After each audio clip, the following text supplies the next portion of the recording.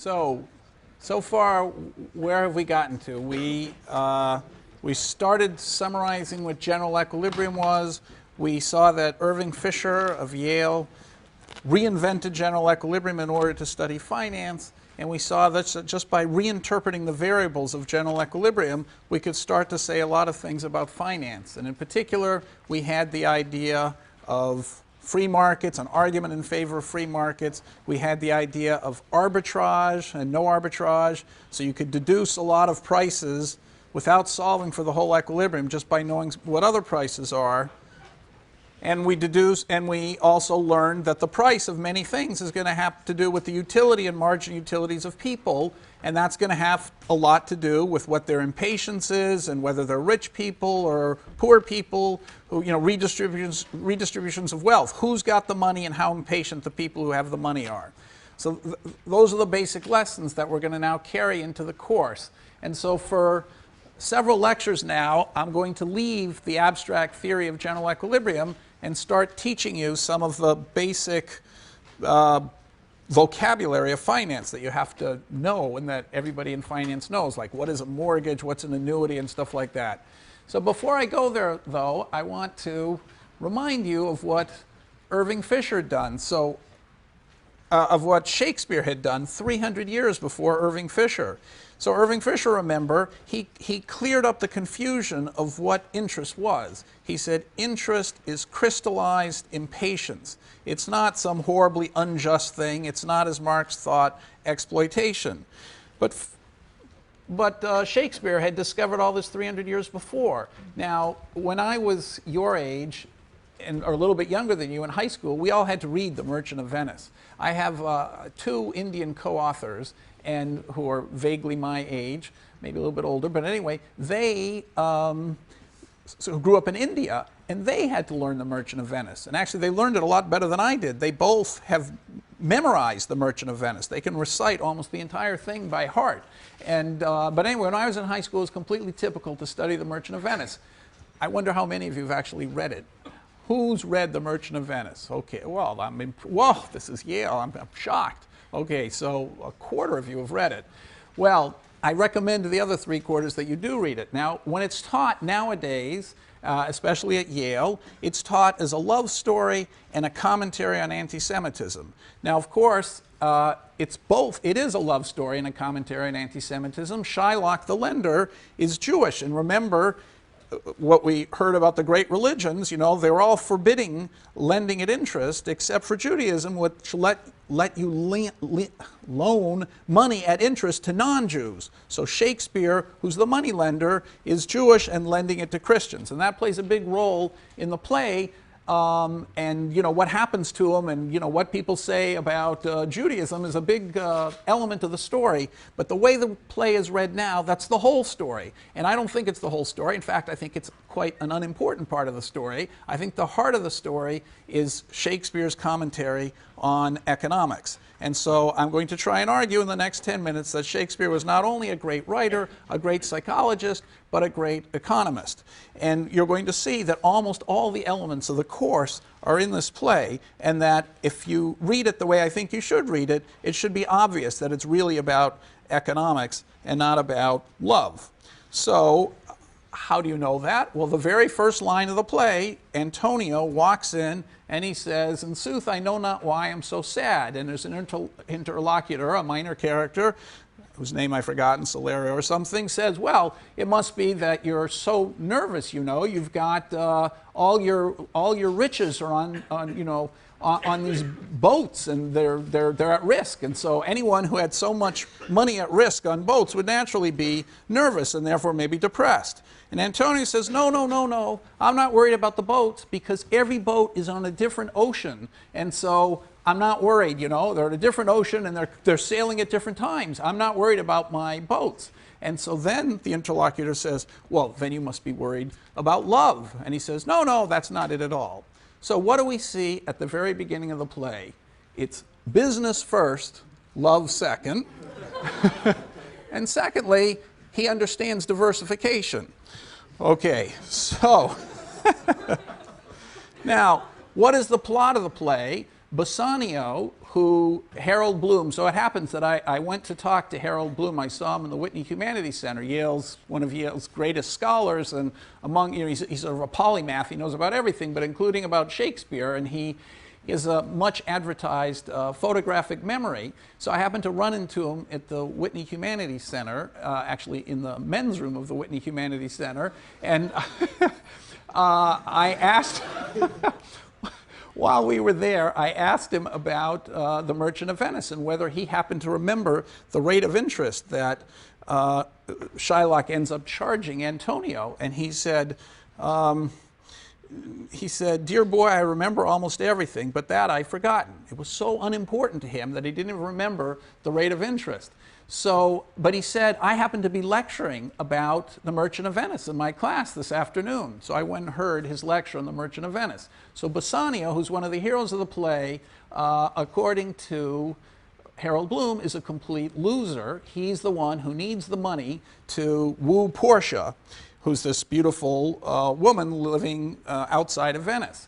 And so he's got to borrow a huge amount of money. So when he enters, he's described as a Venetian, a scholar, and a soldier. Now, whenever Shakespeare says a scholar and a soldier, sometimes it's not a Venetian, when he says that, the guy's always a great guy. So this occurs repeatedly so anyway, Bassanio comes in as a star. He's a Venetian, a scholar, a soldier. What more can you want to be? And so he needs the money to woo Portia, and he's got a business plan to do it. He's tried wooing her before, and it's come to nothing, and he's lost his money. But he says, if you shoot an arrow and you lose it, shoot an arrow again the same way, and then follow the second arrow more closely, and you'll figure out where the first arrow goes. So he's a man on a business venture with a business plan. So here's Bassanio, and here's Shylock and Antonio.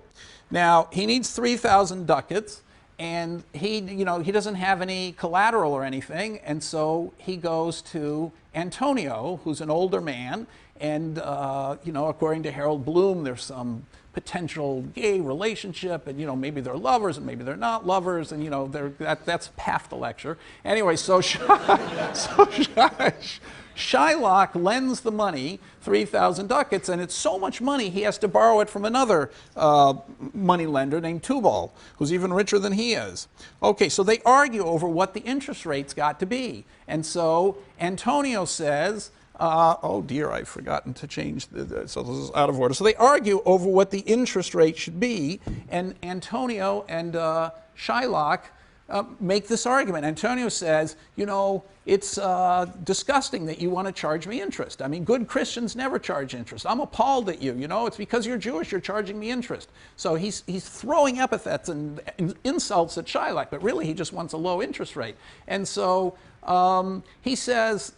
Antonio says, Shylock, I would neither borrow nor lend by taking or giving interest, but to supply the ripe wants of my friend, I'll break a custom. So, ripe wants of my friend. That's saying because Bassanio was so impatient to get his hands on the money to find, Portia, she's going to get married if he doesn't hurry up and marry her himself, because of his impatience, he's willing to pay a high rate of interest. And Shylock says, you're always complaining about me that I charge interest, and I've left out a whole bunch of stuff, but, I'm patient. All of us are patient. That's the badge of our tribe. We're patient. And so that's why I'm willing to lend you the money. So here Shakespeare has laid out, and it goes over 5 pages, patience and impatience. Okay, so so then they get in an argument again about interest okay, so I forgot a slide. So the argument is Shylock tells a story. He says, even in the Bible, you say that it's unchristian to lend at interest. But don't you know the story in the Bible where Jacob was asked to perform a service in the field using his fields? Somebody wanted to use his fields for a while. And so Jacob said, okay, you can use my fields, but I have to charge you a fee. And the fee is going to be that however many spotted lambs are born, those are the ones that I get. And so it turned out that there was a huge number of spotted lambs. And so although Jacob had lent some of his sheep and his fields to the person who wanted them, he got back vastly more than he lent at the beginning. And so Antonio answers, well, this isn't interest, this is, this is a risk. Jacob got so much more because he took a risk. Who would have known how many lambs were going to be born? And so it's really, you don't really charge interest, you're just, you're an investor. So they haggle over this for a while, and they come to the conclusion that he's going to lend the money. And so what is the interest that they actually end up charging, the thing that Harold Bloom couldn't remember? Well, 0. Okay, I'll lend you the money and take no doit of usance for my monies. Not a single interest for my money.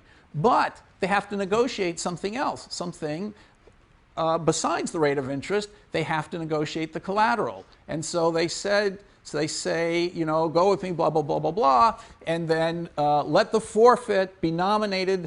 If you don't pay, let the forfeit be an equal pound of your fair flesh to be cut off and taken, and what part of your body pleaseth me. Now, the other half of there were 2 lectures by Harold Bloom. The second half of the first lecture was, what part of the body is he really talking about? And there seemed to be only two possibilities, but so the heart and another possibility. And Harold Bloom favored the second possibility. But anyway, it's collateral that they're putting up for the loan. So, okay, so there's collateral. So now what happens? So what we found is that Shakespeare has understood the impatience theory of interest. You've got an impatient borrower and a patient lender, and it's the trade-off between patience and impatience which is going to decide what the rate of interest is. So that's already Irving Fisher's biggest message. And then the second thing he's noticed, which Irving Fisher didn't notice at all, is that, and this is going to be a large part of the rest of the course, how do we know these people are going to keep their promises? Why is Antonio going to keep his promises? Well, it's because he's putting up collateral. And Antonio is stepping in for Bassanio because his collateral is worth more than Bassanio's. You know, Shylock wants his pound of flesh, not Bassanio's pound of flesh. So, all right, so that's the beginning, by the way. Just how does the play unfold? It gets more interesting. So what happens is after getting his money, Bassanio then goes to woo fair Portia. And how does he woo her? Well, it turns out the way that her fabulously wealthy father has set up the marriage is there are 3 caskets, a gold one, a silver one, and a lead one. And he has to pick one. And one of them contains her picture, and if you get the one with her picture, you get to marry her. If you pick the wrong one, and here's the shocking thing, if you get the wrong one, you swear before you choose, if you choose wrong, never to speak to lady afterward in way of marriage. So not only don't you get Portia, you don't get anybody. So what is the purpose of this absurd contract? Well, the purpose is maybe to make sure that people really want to marry her. Maybe the father set it up so that only someone who really wanted to marry her would bother to enter this competition because the risk is so high. But another way of saying it is it gives an excuse to Shakespeare to talk about risk and return and how, you know, people who have a higher risk are going to expect a higher return. And Morocco's, you know, so they talk about risk and return. And Aragon basically says she's really not, you know, she's not that good looking to justify such a high risk. But anyway, all those other guys pick the wrong casket, and Bassanio picks the lead one and gets her. And so she becomes the wife. Now, of course, she's delighted by this. He's the one she wanted all along. And so she says, let me give you this ring. And, you know, this is yet a third contract. The first contract is the loan of Shylock. The second contract is the choosing the caskets, and, you know, a contract that you won't marry again if you choose wrong. And now we have a third contract, which is Portia deciding that she gives a ring to Bassanio, and she says, let this ring represent your love. And he says, when this ring parts from this finger, then parts life from hence. I'll never lose this ring. I'll never give it up. I love you so much. So, of course, the boats appear to sink. You know, calamity appears. My ships have all miscredited. You know, Shylock wants his collateral. So Portia now, who turns out to be incredibly wealthy. So we realize, again, the play's not about love. She's beautiful, but she's fabulously rich. Much richer than Shylock is. Much richer than Tubal was. They had to scrounge around to get the 3,000 ducats. She hands 6,000 ducats, and then 12,000 ducats, then 36,000 ducats. Says, look, you know, offer Shylock all this money. You know, tell him, here, I've got the money. Tell him not to take his pound of flesh. So they hold a trial to decide whether Shylock should get his pound of flesh or not. And so Shylock, by this time, is incredibly pissed off at, to say the least, at Antonio and Bassanio. And why is he so angry? Because, among other things, his daughter Jessica has run off with a Christian named Lorenzo and stolen his money. And so he yells, "My daughter, my ducats." And so she sells his, she sold his wife's ring for a monkey. And he said, or his ring that was given to him by his wife Leah, and he says, "I had it of Leah when I was a bachelor. I would not have given it for a wilderness of monkeys." So Shylock believes in keeping his promise. He would never have broken a promise. He never would have given away the ring that was given to him by his wife. He absolutely wouldn't do it. He believes in keeping promises, unlike everybody else in the play. His daughter, you know, everybody, as we'll see. So, so another Lancelot says, "This making of Christians will raise the price of hogs." This Jewish girl Jessica has become a Christian, so now she's going to be able to eat pork, so it's going to increase the demand for pork and therefore raise the price of hogs. So Shakespeare, the play is full of economics. It's all about teaching economics. Okay, so, and, so anyway, they go to the trial, and Shylock thinks the guy's a complete fool. He doesn't understand interest. He doesn't understand the whole point of a marriage contract. I mean, not of a marriage contract, of a lending contract and getting interest. And basically he says, I got to skip over this a little quickly, he says, you know, we've got a contract. Your city, the greatest commercial city in the world at that time, can't possibly survive if you don't uphold contracts. So if you deny me fie upon your law, there is no force in the decrees of Venice. I stand for judgment. I stand for keeping promises, and the law is supposed to enforce promises. I stand for law, is what Shylock says. Now, at the trial, who turns out to be the judge? Well, Portia has disguised herself as the judge, and she's actually the judge. And so she comes in and she has this famous line, "Who is the merchant here and which is the Jew?" So again, this confirms to me it's about economics. If it was about Judaism, it would be, who's the Christian and who's the Jew? She's saying, who's the borrower and who's the lender? That's how she comes in. And so then she says, you've got to show mercy. And this is the most famous line in the play, the quality of mercy, blah, blah. You all remember it, who've seen it. And he says, and then Bassanio says, look, I've got 6,000 ducats. I've got more than that. Take that. And he says, you know, a contract is a contract. You've humiliated me. All kinds of humiliations have happened to me. I've got feelings too. I've been humiliated. I want the contract. And the contract says that I should get the pound of flesh. And so Bassanio says, you know, to do a great right, do a little wrong. Okay, so, you know, let him default. And so, so what does Portia say? What is the judgment? She has to play the judge. It seems like the whole city depends on enforcing contracts. And here it seems like a horrible thing to do. You're going to have to kill somebody. So what judgment can she possibly make? She says, well, the state has to enforce contracts, of course. Contracts have to be enforced. But only good contracts should be enforced. And so what's wrong with the contract? Does she say we're going to reduce what you owe from 3,000 to, you know, 1,500? Does she, you know, that's principal forgiveness? Does she say you don't have to, you know, what does she say? What she says is that what was wrong is the contract wasn't right. It wasn't the interest rate that was wrong. It wasn't the amount you owe that was wrong. It was the collateral that was wrong. So she says the right collateral was a pound of flesh, but not a drop of blood. And so the state intervenes not to change the interest rate, not to change the principal, but to change the collateral. Okay, so all right, so that's going to turn out to be, you know, the leverage was wrong. And so the second, okay, so then the play ends with Bassanio asking the judge, he's so pleased that things have turned out right, if he can reward the judge. He doesn't know who the judge is. And he says, you know, I've got all these ducats that I've just gotten. You know, why don't I give you some of the ducats? And the judge says, well, no, I don't want the ducats, but I notice you've got this ring on your finger. Why don't you give me that? And, you know, he says, well, I can't do that. My Portia's, I've promised. And the judge says, well, you know, give it to me anyway. And he gives her the ring.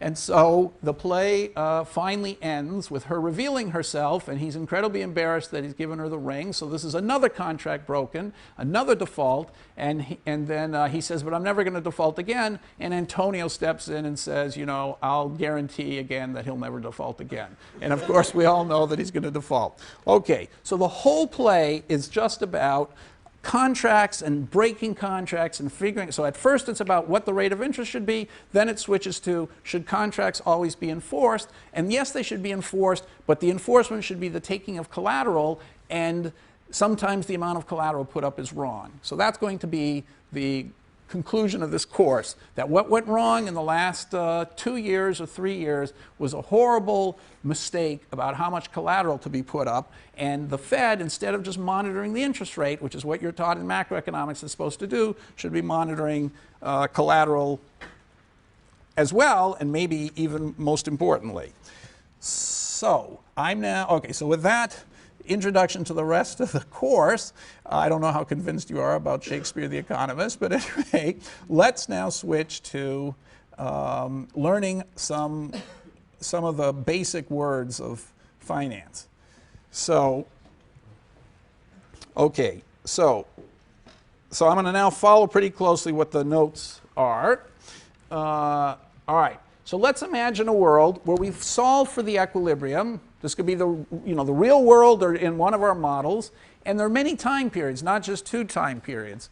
So let's suppose that as we're going to see in great detail later, suppose it's possible to pay money today in order to get $1 next year, or pay some amount of money today in order to get $1 in 2 years, or pay a different amount of money today to get $1 in 3 years. So pi t is the amount of money you pay today to get $1 at time t. That's called a zero, because there's no coupon, you just get something at the end. And so though we'll see next class, we're going to start talking about real markets and what the prices of all those zeros are. So anyway, that pi t is something that is traded in the market, and everybody at every hedge fund and every Wall Street bank knows what pi t is at the beginning of each day. Now, Fisher said, well, don't get too lost thinking about pi t, thinking about pt, take out inflation. You have to make an expectation about what inflation is, but assuming you're right, you can figure out from these pi t's what pt is, the present value price. How much would you pay today in goods to get an apple at time t? Not $1 at time t, but an apple at time t. So it involves knowing what inflation is and what the price of apples is going to be at time t. So Fisher said, there's a lot of stuff you can do with the pi t's. There's also more important stuff you can do with the pt's, and you should always keep those in mind. Okay, so let's take the simplest case where pi t is a constant interest rate. There's a constant interest rate I. So if you ask, what's $1 worth today in terms of how many dollars you can get next year, it's 1 plus I. What's $1 worth today in 2 years? It's 1 plus I squared. So putting it backwards, $1 in 2 years, the price of it today must be 1 over 1 plus I squared. So $1 in t years, the value today is 1 plus I over t. So this is just a simplification. So we'll see that lots of the jargon of economics assumes that there's this constant interest rate that's determining all these prices.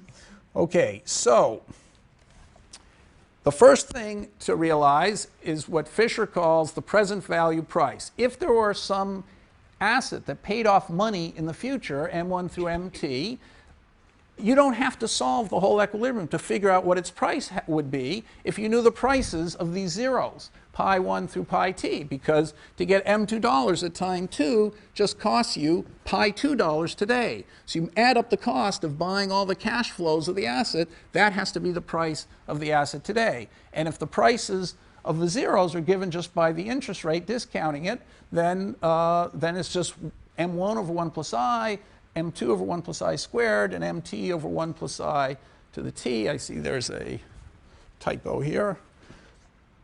Oh, no, there's no typo. It's 1 plus I to the t. They're all these 1 plus I to the t.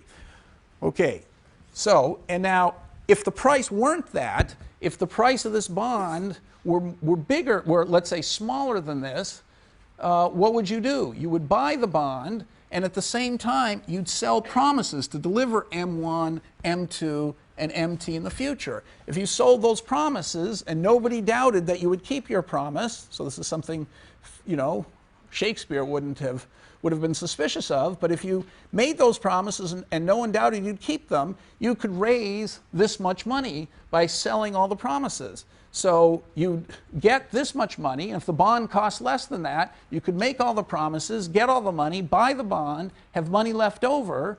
Okay, then you'd have to keep all your promises. But the bond itself would be paying you money in the future that you could use to keep all your promises. So it has to be that this is the price of the bond, provided that everybody will allow you to borrow and lend at those rates of interest. Because if it weren't, you would either buy the bond and sell all the promises, or in the other case where the price is higher, you'd sell the bond, okay, get all this money, and then use that money to buy all those promises.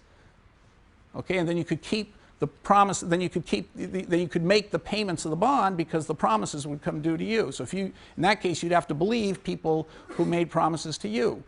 So as long as nobody's doubting the other people keeping their promises, it has to be that by no arbitrage, the price of a bond is just the discounted cash flows. That was Fisher's main principle. Okay, so we saw that last time. We're just going to do it. Okay, so we're now going to introduce a few vocabulary. So the first thing is the doubling rule. So I think at least half of you probably know this, but you know, it's much better if you can do things in your head than having to calculate them all. So the doubling rule says how many years at I% interest does it take to double your money? So, so you can just solve this. Okay, so 1 plus I to the n means that, you know, if you take the logs of both sides, and you know that log of 2 is 0.69, then 0.6, then you know, you take the log of both sides, and log 1 plus I has to be log of 2, so n equals 0.69 over log of 1 plus I. Okay, and so now log of 1 plus I, you know, is approximately I. Why is that? So this is Taylor's rule. You don't actually have to know this if you've never seen Taylor's rule before, but you know, an approximation of log of 1 plus I, you know, for any function f of x, it's f of a plus f prime of a times x minus a plus 1/2 f double prime of a times x minus a squared. That's the standard Taylor's rule thing. So therefore, log of 1 plus I is, you know, log of 1 is 0. So it's going to be 0 plus I, because the derivative of the log is 1 over x, and at x equals 1, that's 1 over 1. So it's 0 plus I, and then the second derivative is minus 1 over x squared, and at x equals 1, that's minus 1. So with the half here, the approximate log 1 plus I is approximately 0 plus I minus I squared over 2. So you can replace log of 1 plus I with, 0.69 over log of 1 plus I with 0.69 over I minus I squared over 2. So, you know, for very small interest rates, I squared is practically nothing. So 0.69 over I, you know, if the interest rate is 0.023%, 0.023, that times, and 0.69 divided by 0.023 is 30. So it says that at 2.3% interest, you double your money in 30 years. Well, if I is 7%, say, then I squared is starting to get a little bit bigger. So I minus I squared over 2 is 0.07. I squared 0.0049 over 2, that's 0.0675. So if I put in I equals 0.07, it's 0.69 over 0.0675. That's around, right, 69 over 67. You know, there's a decimal thing, so it's a little over 10, say 10.2. That's like 0.72 over 0.07. So that's 0.72 is the doubling rule. To get, for interest rates around 7% or 6% or 4%, something like that, you know, you're going to divide not into 69 but into 72. So 72, you know, the interest rate is 0.07, right? Interest rate is a percent, so it's a decimal thing. So 0.07 or 0.06 is like 72 over 6. So at 6%, it takes 12 years to double your money. So the rule, the basic rule is, if you want to know how long it takes at 6% interest to double your money, you just take 72 divided by 6, and it's 12 years. If it's 8% interest, 72 over 8 is about 9 years. If it's 10% interest, it's a little over 7 years to double your money. Okay, and so that rule is incredibly useful to keep in your head because you can shock and amaze people by how fast you can compute things that, if you just remember that rule. So let's just check the rule, by the way. So suppose that you have $24 in the bank, okay, and you have 6% interest. So here I took the $24, you look at the top, you see that's the B1 number, and I've just multiplied it by the interest rate, 1.06. Okay, and so I keep doing that. Here I've multiplied the thing above it by 1.06 again. So I keep investing the money at 6% interest, and over here I've invested the money at 7% interest. Okay, so anyway, after 12 years, you see that $24, this is year 1. So at year 12, $24 has become 48. So it's a very good approximation. And so 7%, it's supposed to take a little over 10 years. So 10 years, you're not quite there, but 11 years, you're past it. So you can see how, we're starting with 24, you can see how good the doubling rule is. Okay, so that's just something to keep. So we can now do in class lots of concrete examples without having to take out our calculators and stuff because we can do them in class, in your head. All right, so let's just do that now.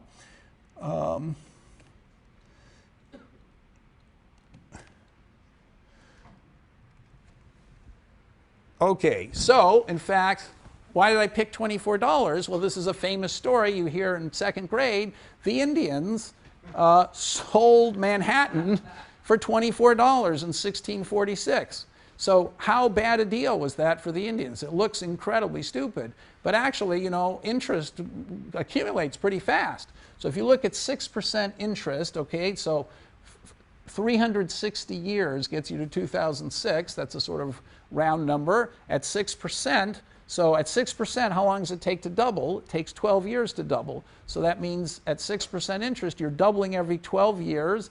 So in 360 years, you're going to double 30 times. So in your head, you can figure out that doubling every 30 times, doubling 30 times is 2 to the 30th. And of course, 2 to the 10th is something you should know. It's 1,024. So I'm sure you know that number, right? 2 to the, okay, so it's anyway, that's a good one to remember. 2 to the 10th is about 1,000. So 1,000 cubed is about a billion. So basically, 24 becomes 24 billion. So at 6% interest, they sold Manhattan for 24 billion in today's dollars. So that's pitifully low. But if you look at 7% interest, you can do the same calculation. So at 7% interest, you should do this in your head now. So it's going to double every 72 over 7 years. So there are 360 years about. 360 is a very round number. So 360 divided by 72 over 7, that's 5 times 7, it's 35. So 2 to the 35th, well, it's like a billion times 2 to the 5th, which is 32. So it's $1 becomes 32 billion, but we started with $24, so it's 768 billion. So now you're starting to get a little bit closer to what the value of Manhattan is. I mean, the value of all the real estate in the country, all the houses in the country used to be 20 trillion. I'm not sure how far they've gone down now. Let's say they're 15 trillion. So 15 trillion, you add commercial real estate, maybe in the whole country that's worth 25 trillion or, 20, but that went down too. So let's say 20 trillion. Now, how much of the 20 trillion could possibly be in New York City? I've actually got no idea, but it can't be that much more. The whole country is 20 trillion. New York can't be worth much more than 1 or 2 trillion of the 20 trillion. So, you're not that far off. So the deal's not that spectacularly bad, although it sounds ridiculous. Anyway, the point is you can do this in your head, and we can, okay. So now the next thing that you realize in this example is how huge a difference a percent makes. So why is that so important? Well, managers, hedge funds, we all charge a percent interest. So look at what's happening. I mean, if you look at our Indian, investment of 24, and you look, I don't know how many years you want to look over, but you can look over, 36 years. That's a sort of typical, you're young, making an investment. When you get old, what's the, what's the difference? This was the 6% growth, and this was the 7% growth. This is the difference, and this is the I guess, the percentage difference. So it's 28%. Of course, I didn't label these, but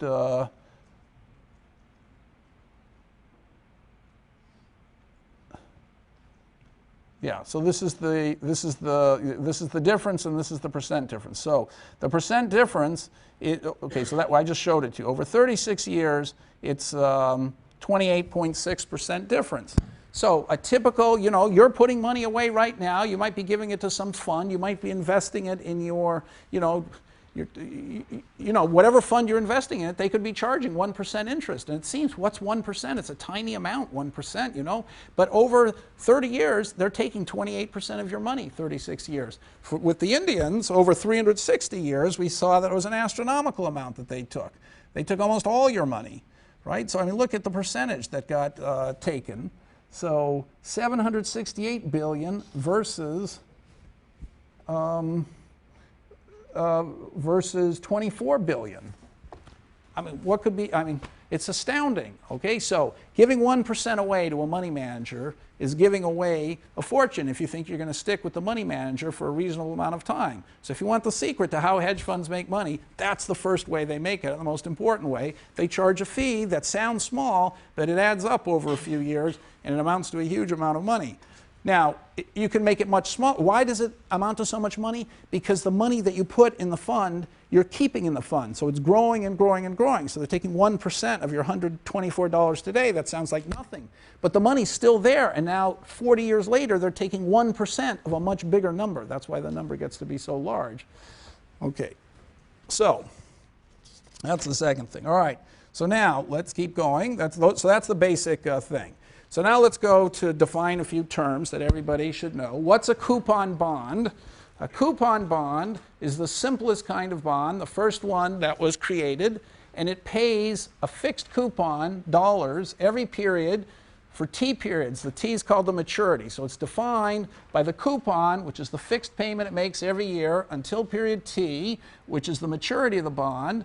And then it also, at the end of period T, pays a principal, okay, which is which is usually how the bond is denominated, the face value of the bond. It pays the principal or face value. So that's usually 100 or 1,000. So a coupon might be 666 106. Okay, that would be a 6% coupon bond.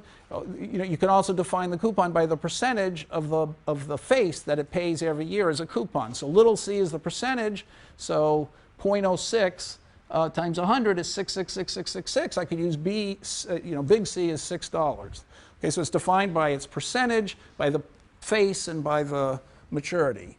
So the first obvious thing to say is if the interest rate is 6% and the bond is paying a 6% coupon, then it has to be worth its face. So let's always assume the face is 100. So why is that? Because if okay, so why is that? It doesn't seem totally obvious because, the formula is you take 100 times C, that's the first payment, divided by 1 plus I, then 100 times C divided by 1 plus I squared, etc. It's not so obvious that's going to turn out to be equal to 100. But so you just have to think for a second why that should be. And the way to think of this is if you had $100 in the bank at 6% interest, you could get $106 the next year, take the 6 and spend it. You'd still have $100 in the bank. That would give you $6 again the next year. You could take that $6 and spend it. You'd still have $100 in the bank. You keep doing that until the last year when you've got $106. So at 6% interest, putting the money in the bank and spending the coupons would give you exactly the same cash flow as the bond's giving you. So therefore, whether you put the money at the bank at 6% interest or buy the bond, you're getting the same cash flow. So it has to be by no arbitrage that the initial outlay was the same. So it has to be $100. Okay, well that's obvious.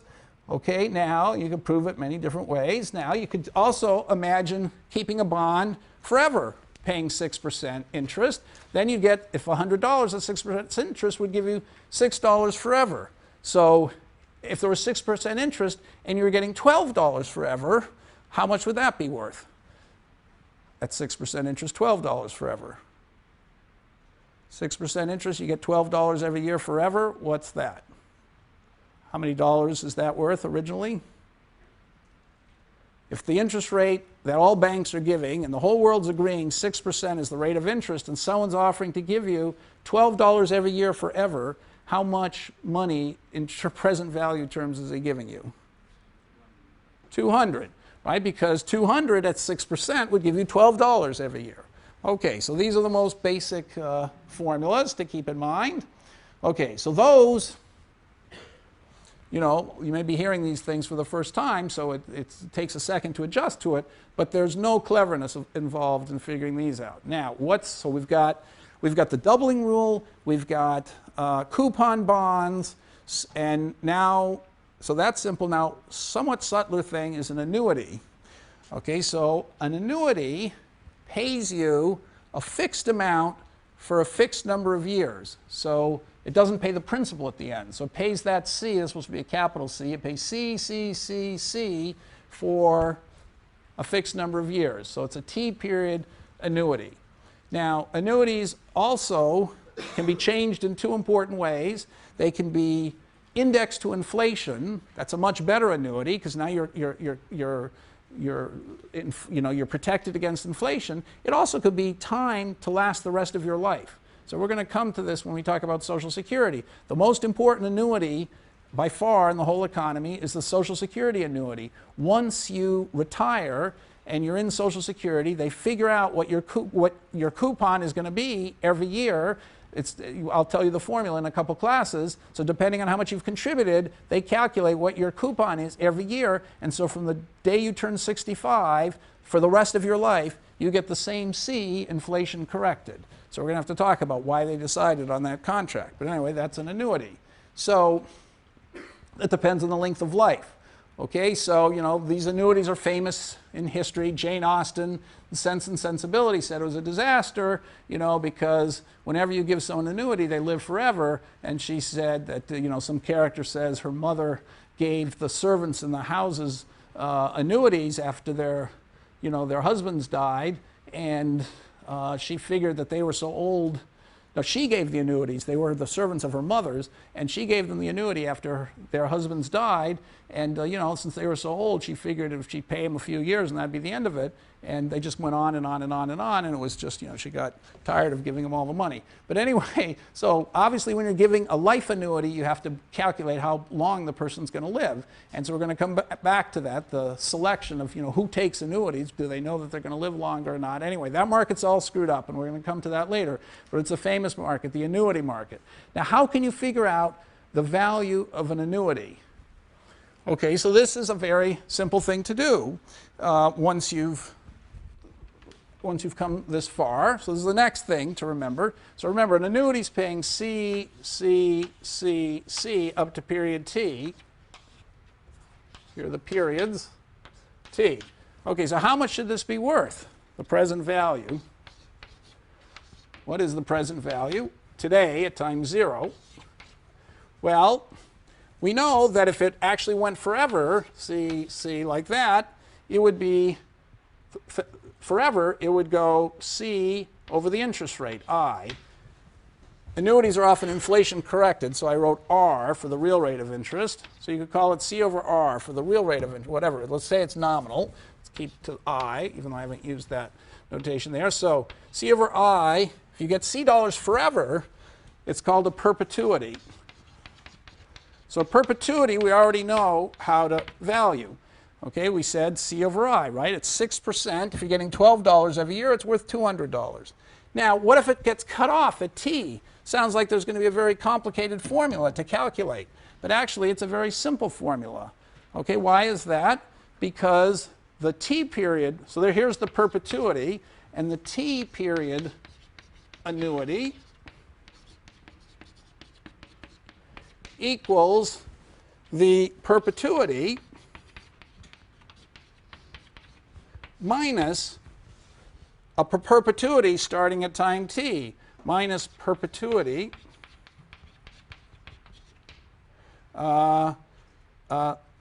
contracted at time T. Right? So why is that? Here we have a perpetuity. At time 0, you say to someone, the state, the government says, we'll pay you and your descendants C dollars forever. Okay, now so we know what that's worth, C over I. Now we say, suppose the state tells you, we're going to pay you C until time t. What's that worth? Well, it's worth this, the whole thing, minus this part of it. But looked at from this point of view here, the whole part of it is just a perpetuity again. So it's just the perpetuity, which is C over I, minus C over I, another perpetuity here, but as of time t, because that's like the 0 time. The money's coming the next period forever, just like at time 0, the money came starting at period 1 forever. So at time t, starting 1 period later forever. So therefore, it's this divided by 1 plus I to the t. Okay, so it's just C over I times 1 minus 1 over 1 plus I to the t. So this is the next thing you have to memorize, unfortunately, but there are only a few things you have to memorize. So this is a very famous formula for the value of an annuity. Okay, so how do you, okay, so let's just do an example. Suppose somebody, maybe I can just do the same examples. Okay, so you got the proof of that, right? This is no surprise. Okay, remember the whole perpetuity is obviously, it's 6%. I mean, let's just think of something at 6%. So let's do the 6% annuity. At 6%, it's worth 6% perpetuity, $6. Sorry, what am I saying? At 6% interest, 6% interest, a $12 perpetuity is worth $200. That was what we said before. Okay, so what is a 36-year? Okay, so at 6% interest, $12 perpetuity is worth $200. So at 6% interest, what is a $12 30-year annuity worth? Is worth what? So how much is that worth? Okay, so if it went on forever, it would be worth $200. If we cut it off after 30 years, 30 years is a bad time to cut it off. Let's cut it off after,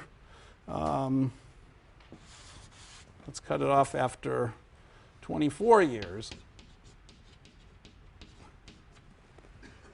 Okay, so if you have 6% interest, you get $12, not for every year in the future, but for 24 years.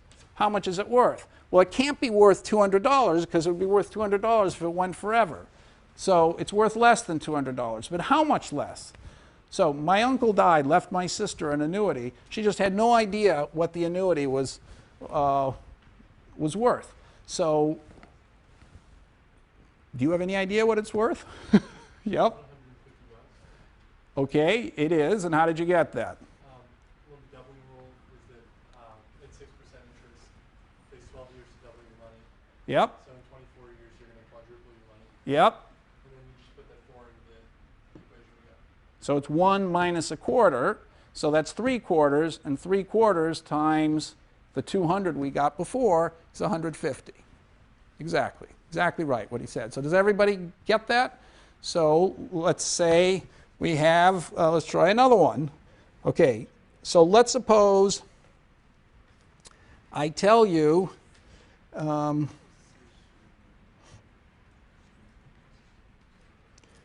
let's suppose I pay $8. Let's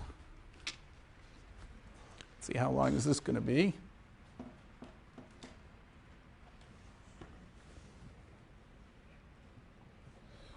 Okay, suppose, let's make the, okay, let me say that again, just in case you didn't follow that, because I'm going to give a slightly harder one this time.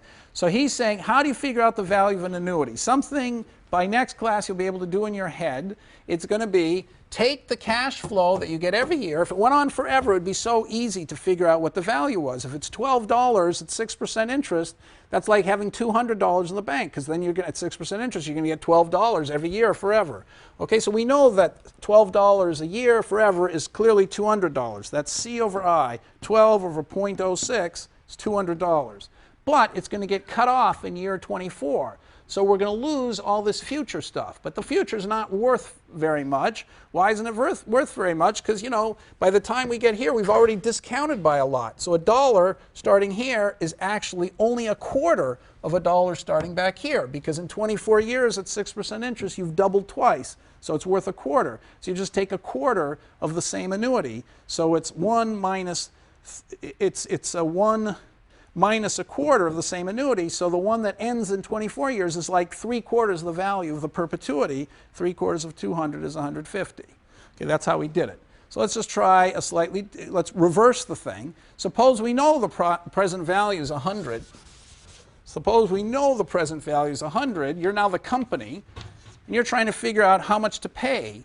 Okay, so what is the C going to be? Let's say it's 8% interest. Okay, and I'll just do the same example in the notes.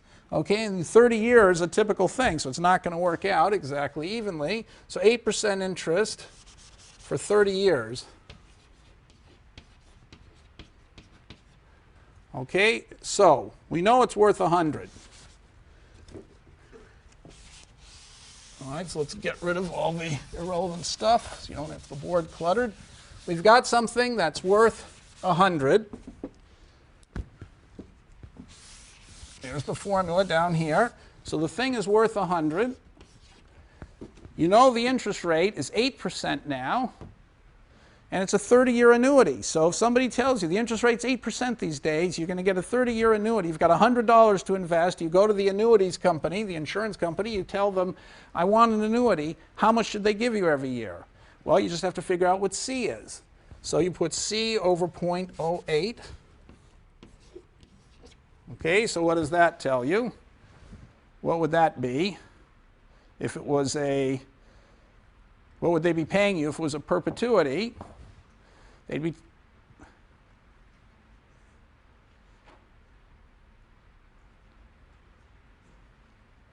paying you, if it was a perpetuity, what would they be paying you? They'd be paying $8 a year, right? So, but they're only going to pay you for 30 years. So how much are they going to pay you? 1 plus I to the t. Okay, so this is 1.08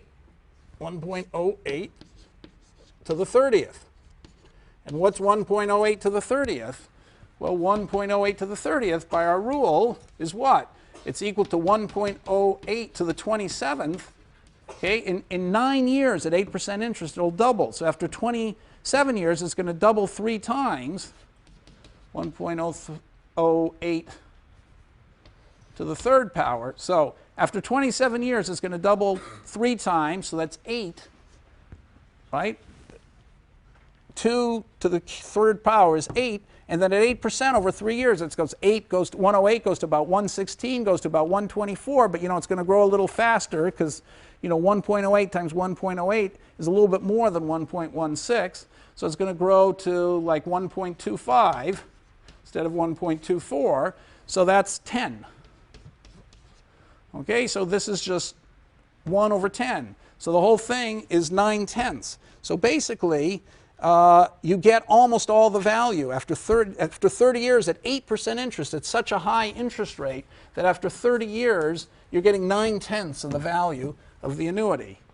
Okay, so you're going to have to get paid 10/9 the $8,000. It would have been $8,000 if it were perpetuity. You have to pay the guy a little bit more. You have to get a little bit more because you're only getting it for 30 years. But because the interest rate's so high, the stuff after 30 years isn't very important.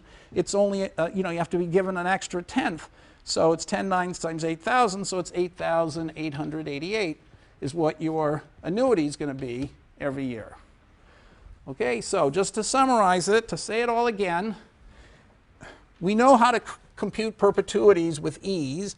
And so if you want $100 and a coupon forever and the interest rate's 8%, that's just $8,000 forever. If you only get it for a shorter amount of time, obviously you have to get more. How much more? Well, it depends each year for only 30 years. It depends on how much you're giving up at the end. And at 8%, you're only giving up a tenth of the whole value. So you have to be compensated for that each year by getting 10 ninths of what you would have gotten before. So we're up to 8,888. Okay? All right, so that's, okay, so those are, all right, so those are the words that everybody has to know. So now let's just do a couple more simple computations here, just to give you an idea of how Fisher helped here. Okay, so I'm going to do a few mortgage things. I'm going to do a few, I haven't defined mortgage yet, do I? Why didn't I do that? So a mortgage is just a 30-year annuity. A mortgage, so one more thing. A mortgage is an annuity, a fixed mortgage. Okay, a fixed mortgage, a fixed rate mortgage. Mortgage is defined by a principal.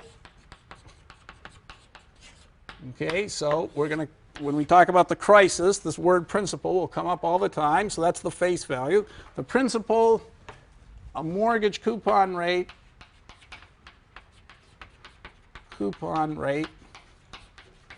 and a principal mortgage coupon rate, and a maturity.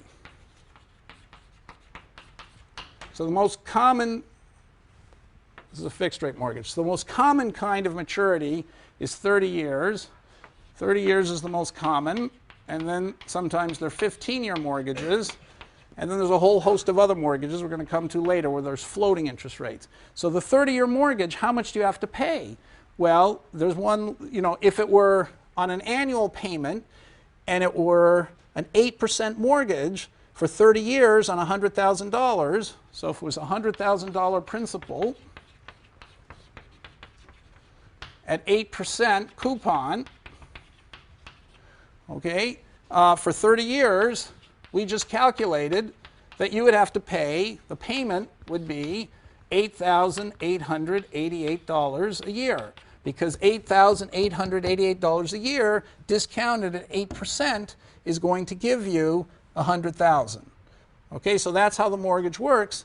Once they've told you that, so whenever you hear about a mortgage, you always hear the mortgage rate. That's the coupon rate. Okay, the maturity is usually 30 years. Then you'd have to be told how much the mortgage is for. Then you can figure out what does the guy have to pay every year, and it's, you just figure out the annuity payment that at this interest rate makes his payments have present value at this interest rate equal to the principal. So he just saw his $8,888 a year. There's one more little twist with mortgages. Okay, so that's not literally true what I said. Mortgages have monthly payments. Monthly payments. Okay, monthly payments. They're monthly payments, and so the monthly rate at monthly rate equal the coupon divided by 12. So if it's an 8% mortgage, then it means that they're taking 2/3. So in this case, we'd have 8% over 12, which equals 2/3%. Okay, so the mortgage would be 0.67%. Okay, and so then you do the monthly calculations. You have to figure out the C, such as summation over 1 plus 2/3%. So that's 1.067, in other words. 1.067 to the t equals 1 to 360 has to equal 100,000. That's how much you'd have to pay every month. And so it wouldn't be 8,888 a year. It'd be slightly more than 8,888 divided by 12 every month. Okay, but anyway, these are just, okay, so this is the last of these definitions for today's class. So everybody who's on Wall Street knows what a perpetuity is, and they know how to compute its value at a given interest rate. They know what an annuity is and how to compute its present value. A mortgage is almost the same thing as an annuity. Okay, the only twist is that the mortgage is computed monthly instead of annually, but when they using a monthly interest rate. But when they say the monthly interest rate, instead of telling you the monthly interest rate, they tell you the monthly interest rate times 12. Okay, it's just a convention. All right. So those are all the things you have to memorize. Now, let's try to use the way we can think, okay, and do some practical problems here. So here's one of the simplest and most important ones is, let's say you're a Yale professor. I gave this example in the very first day of class. You're a Yale professor. When I first gave the example a few years ago, when I wrote the notes, the average Yale professor, so this was quite a few years ago, 8 or 9 years ago, was making $115,000 a year. Now, as it happens, the average Yale salary now is $150,000 a year. Okay, but anyway, when I wrote it, it was $115,000 a year. So let's suppose that you're starting today. This year's professors are making $115,000, and let's say your salary will go up at 3% inflation every year. Okay, so.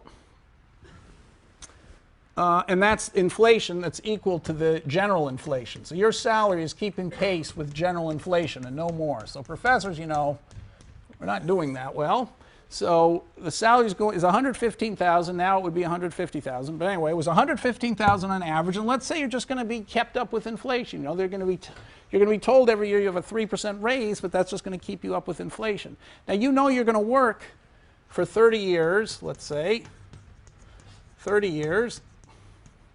And retire for 30 years. A little ambitious about how long you're going to live, but let's just suppose that's what you think. You're going to live for 30 years after that. So how much should you spend every year? Well, you can't answer that. And let's say you want level real consumption.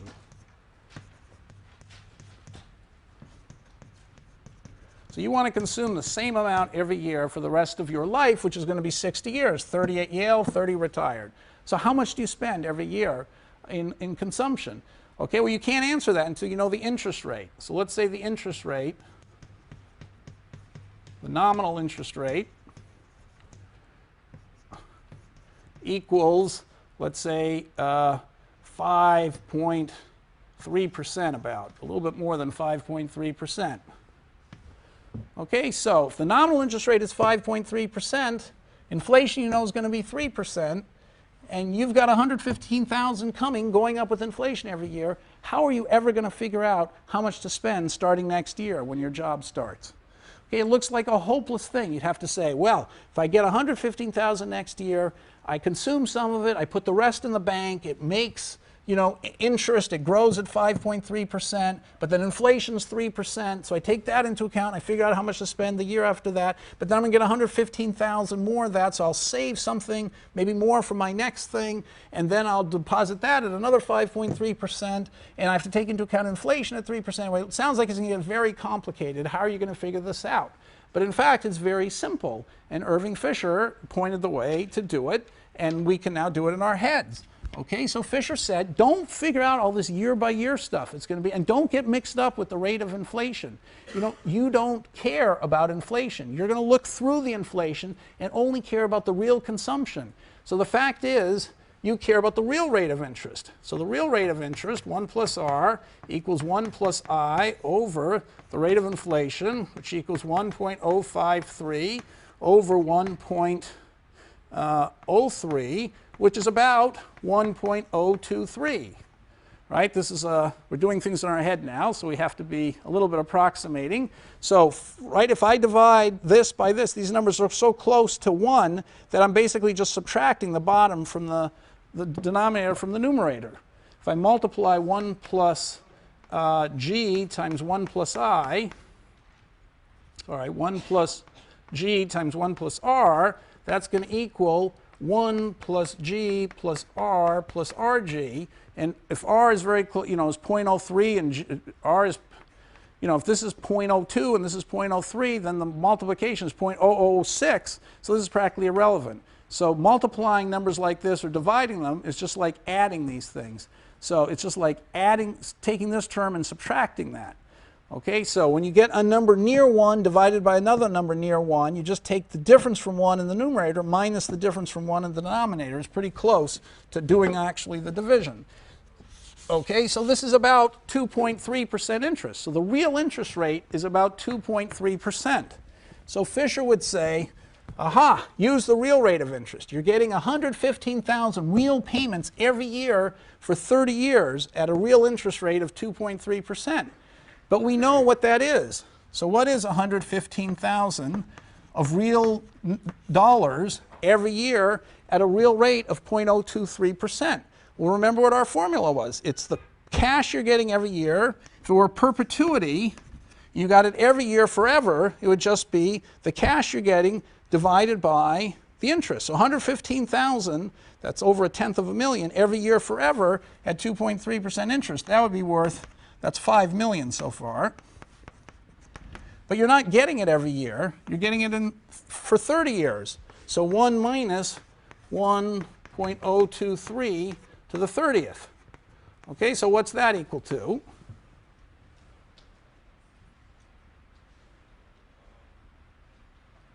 It's no longer 5 million, because that would be getting the money forever.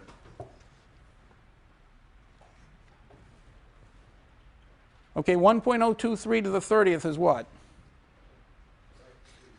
Okay, so we said that 2.3% interest is 2.3 into 72 is, 2.3 times 30 is 69. So because it's close to 0, the 69 rule almost works. So anyway, an approximation would say 2.3 into 72 is just a little bit over 30.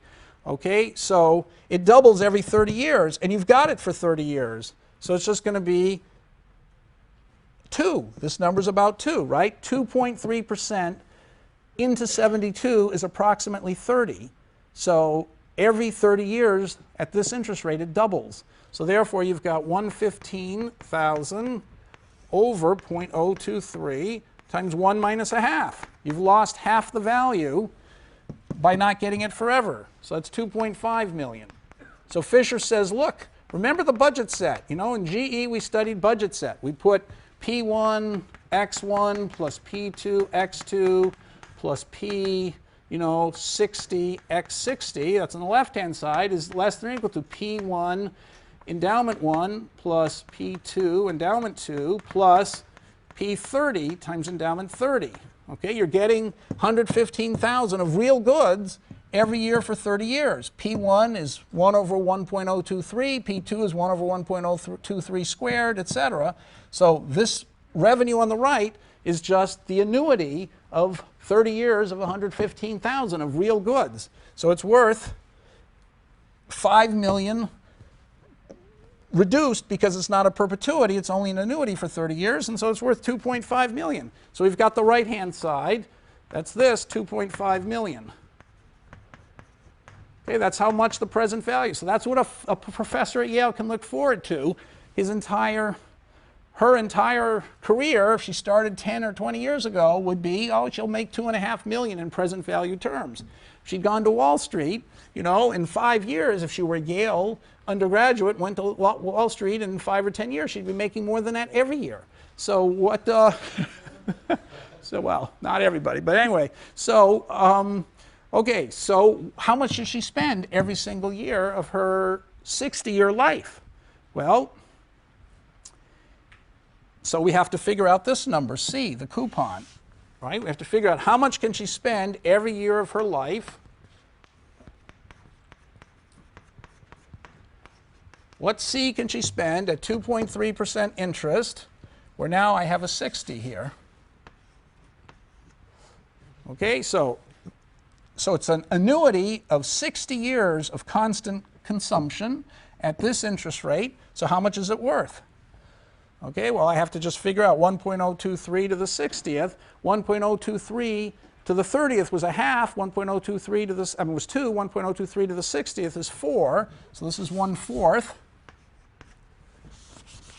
Okay, so we have 3/4 here. So this is, C over 0.023 times 3/4. That's what we have. So you multiply 4/3 by 2.5 million. You get 10 million equals 10 million over 3 equals so it's this is 0.023 times 3 divided by 3 times 10 million, okay, equals C. Okay, and so that's like 76,000 something. Okay, 3 into 0.023 is 76, and then you have to figure out, what decimal place you're at, and it's going to be it's going to be less than 115,000.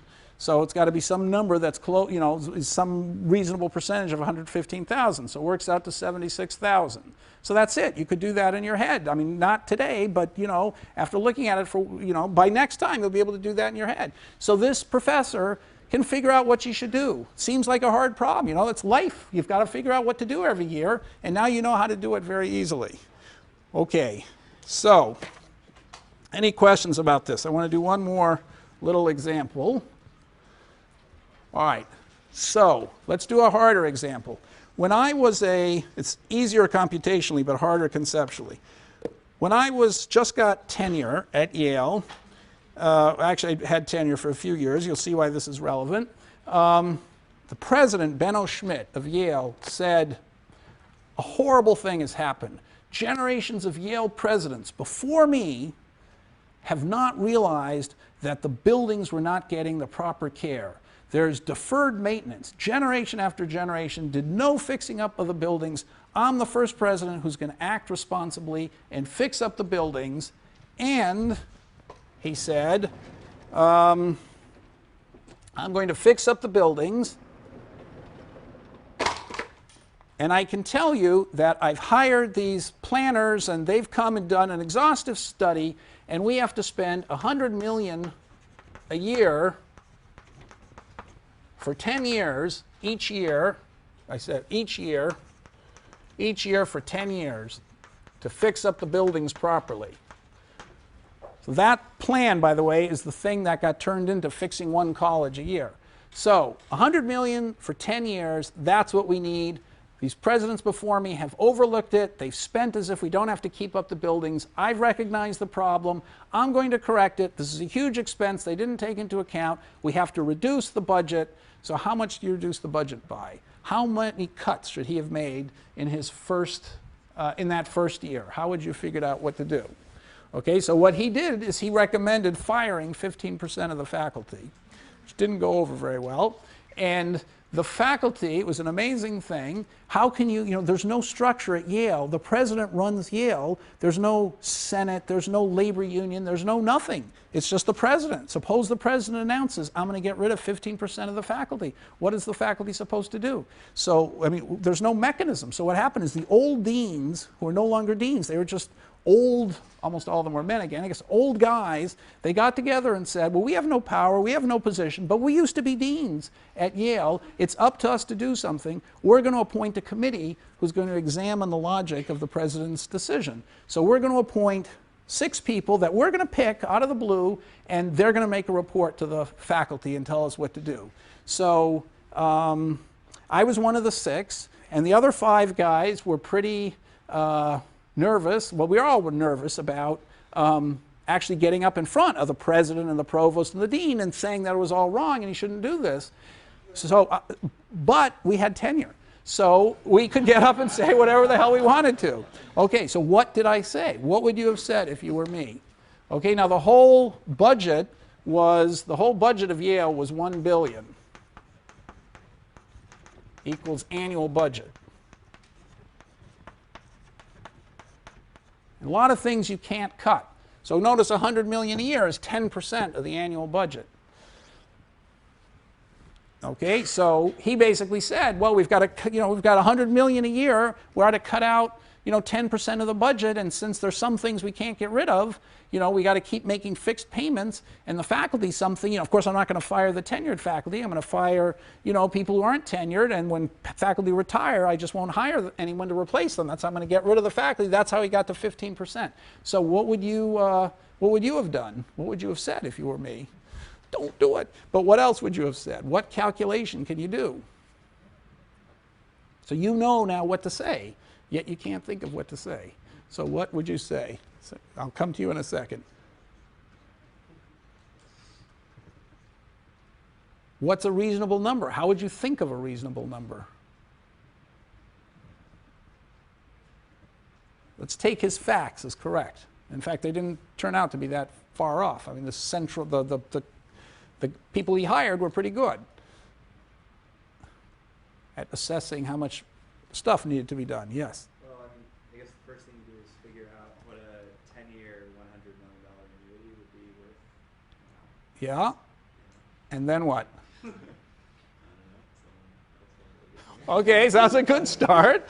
He says the first thing he'd do is he'd think about what a 10-year annuity at $100 million a year is worth. Okay? So why would he want to do that? So that's good. That's what he should do. That's how I started, but what's the relevance of that? Yep. And if you got that lump sum now, you can pay for it. Right? So he could... Without having to fire everybody. Okay, so he could say, alumni, please do something about, it's $1 billion, not quite, something less than $1 billion. We'll figure it out in a minute. So alumni, please hand over, $750 million, and I won't have to fire my faculty. Okay, he could try that. What if the alumni didn't come through? Now I know you're going to say something, but I'm going to give a couple more people a chance. Back there, yep. It might be cheaper to short a annuity, and that way, if it actually turns out to be less, then you have to save something. So you would short a 10-year annuity.